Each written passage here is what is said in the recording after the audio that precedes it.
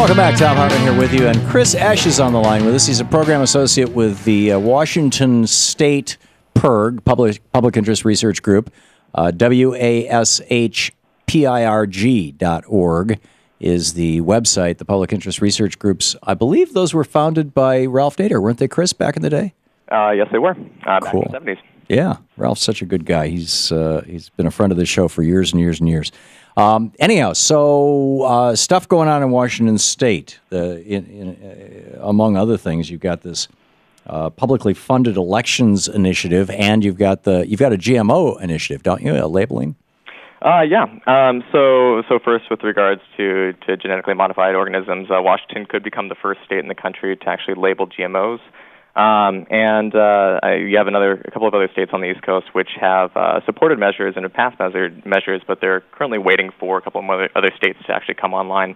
So Washington would be the first. But I think the really cool thing coming out of Seattle in particular is Seattle really has the ability to put in place a gold standard for what elections look like around the country. So Seattle will be mailing their ballots by Tuesday, and one of the questions is as to whether or not we will actually empower small donors and increase the clout of ordinary earning citizens in our political process through having the best publicly financed elections proposed in the country. Wow. Tell me how it works. Sure. So it's the program itself is simple and elegant. Candidates opt into the system. They collect 600 contributions between $10 and $50 from Seattle residents. Now, their small contributions are then publicly matched 6-to-1 up to $210,000, and these candidates can't spend more than $245,000 on their campaign. So it's roughly the cost of what a Seattle City Council election costs in order to run today. And the program itself is paid through by the smallest property tax levy ever offered in Seattle history. It's roughly the cost of about a Happy Meal per year per homeowner. Now, when I lived in Portland, they passed something very much like this. And then if your opponent, who was not publicly funded, raised money beyond what you had, that was matched as well. I don't know if that's part of the Seattle program, but eventually, the right-wingers came in and got it changed in Portland, to the best of my knowledge.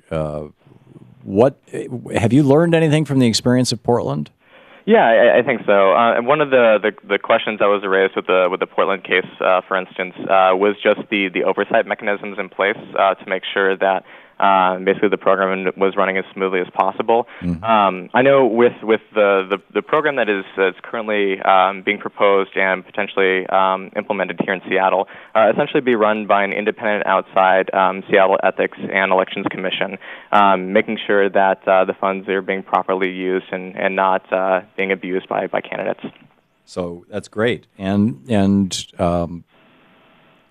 what is the proposition? And for our listeners, and we've got a lot of listeners in Seattle, how do they vote on this? Which ballot issue is it, and what's it called? So it's Seattle Proposition 1. So it is only for Seattle voters.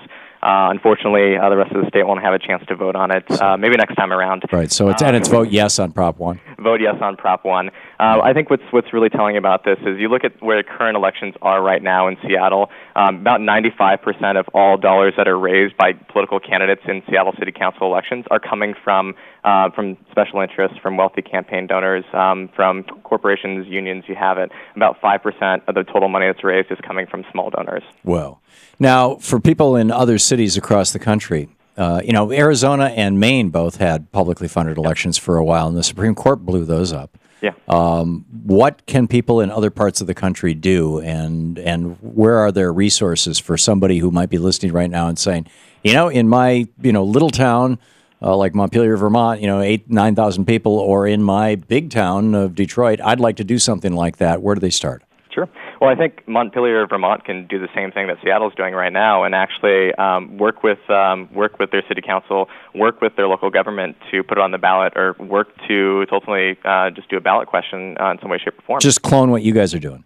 Yeah, exactly. And it's over at washpirg.org. Yep. Absolutely. I mean, you consider the fact that, we're also working on amending the Constitution to say that corporations are not people, money is not speech. And we work a lot with the Move to Amend supporters and a lot of the other organizations working on this. And I think, one of the things that these democracy groups can do is really, once they work on passing a local resolution in their local government, effectively working to make sure they bring a strong, stringent public financing elections to their community.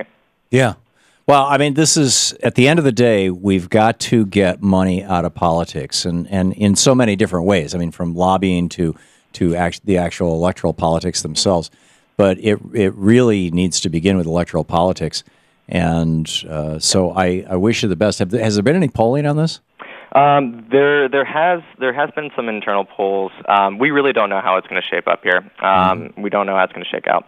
I think that there was a poll saying that about 2 weeks ago that it was probably not going to succeed. We still don't know. It could have a possibility, but we're expecting not a huge turnout in local elections this year because it's not a presidential year. Right. So, turnout. Yeah, exactly. But are you facing, I mean, are there candidates or groups that are coming into Seattle and actively opposing this by buying ads and or trying to buy public opinion with op-eds and things like that? Sure.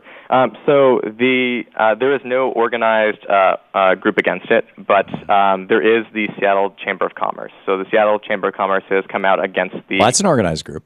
Yeah, that is an organized. Well, I mean, they don't have a. They didn't organize just around this sole issue. Yeah. Right. Exactly. Yeah. But and the Seattle Chamber of Commerce is kind of embroiled in their own scandals right now over I-520 over the mayoral race, but we'll see how everything shakes out. At the end of the day, we think that just the more and more people that find out about this on the ballot and really hear the facts on it, we can really see more representative democracy by putting in place candidates that actually care about their neighborhood. Cool. The website is WashPIRG, as in Washington State Public Interest Research Group, WASHPIRG.org. Chris Esch. Thanks, Chris.